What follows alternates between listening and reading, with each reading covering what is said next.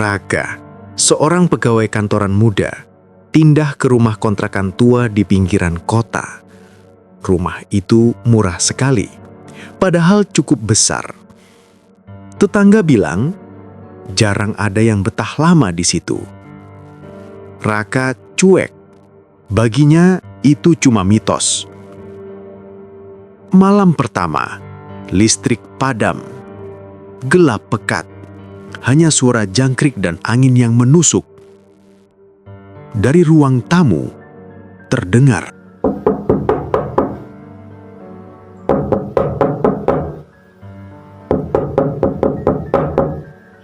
Pak, tolong bukain. Dingin sekali di luar.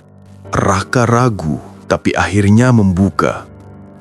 Seorang wanita pucat, rambut panjang basah kuyup, berdiri menggigil. Aku ketinggalan bis.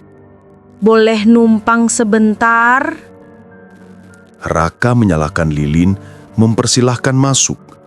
Wanita itu duduk di kursi kayu ruang tamu, menunduk, meneteskan air ke lantai. Tiba-tiba ia mendongak. Ada yang berdiri di belakangmu.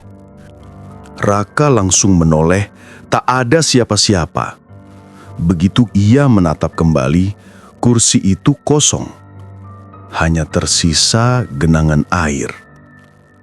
Besok paginya, Raka bercerita ke tetangga sebelah, Bu Inah. Wajahnya langsung pucat. Kursi itu jangan diduduki siapapun. Dulu, istri pemilik rumah ini meninggal tenggelam di sungai. Waktu ditemukan, mayatnya dibawa pulang dan diletakkan di kursi itu. Sejak itu, arwahnya sering pulang basah kuyup. Raka merinding, tapi ia mencoba logis, menganggap itu cuma sugesti. Malam berikutnya, ia terbangun karena mendengar suara kursi bergeser.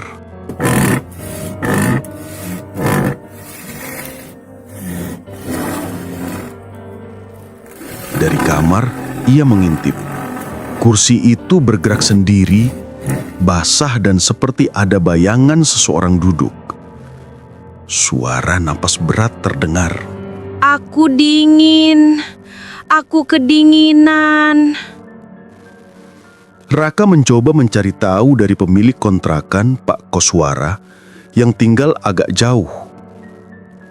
Pak Koswara hanya berkata singkat, "Kursi itu memang sudah ada sejak dulu. Jangan usik. Kalau ada yang numpang, biarkan saja." Tapi Raka curiga. Ia menggali info ke warga sekitar. Barulah ia tahu bukan hanya istri Pak Koswara yang meninggal. Rumor mengatakan istrinya tidak tenggelam, tapi dibunuh.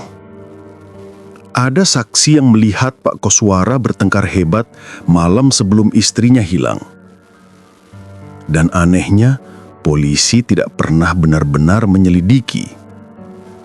Malam itu hujan deras, Raka sendirian, listrik mati lagi. Dari ruang tamu terdengar suara ketukan pintu dibarengi dengan suara perempuan itu lagi. Pak, aku kedinginan. Boleh duduk sebentar? Dengan gemetar, Raka mengintip. Kursi sudah terisi. Wanita basah itu duduk, wajahnya pucat membiru. Bibir bergetar. Lalu ia menunjuk ke pintu belakang. Aku tidak tenggelam. Aku diseret ke sana. Pintu belakang berderip terbuka sendiri. Raka melihat jejak kaki basah menuju kebun. Raka mengikuti jejak itu, menemukan sumur tua di belakang rumah. Dari dalam sumur muncul bau anyir dan bisikan lirih. Aku dikubur di sini. Tiba-tiba lampu senter Raka menyinari sesuatu. Tulang belulang manusia di dalam sumur. Di saat bersamaan, seseorang menepuk bahunya. Pak Koswara berdiri di sana dengan wajah dingin. "Kamu," sudah tahu terlalu banyak. Sebelum Raka bisa lari, wanita basah itu muncul di belakang Pak Koswara. Ia meraih tangan Raka lalu berbisik. Bukan kamu yang kupanggil, tapi dia. Dalam sekejap, arwah itu menyeret Pak Koswara ke dalam sumur. Teriakan menggema, lalu sunyi.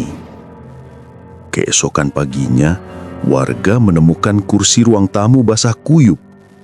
Tapi kali ini, ada 2 bekas duduk.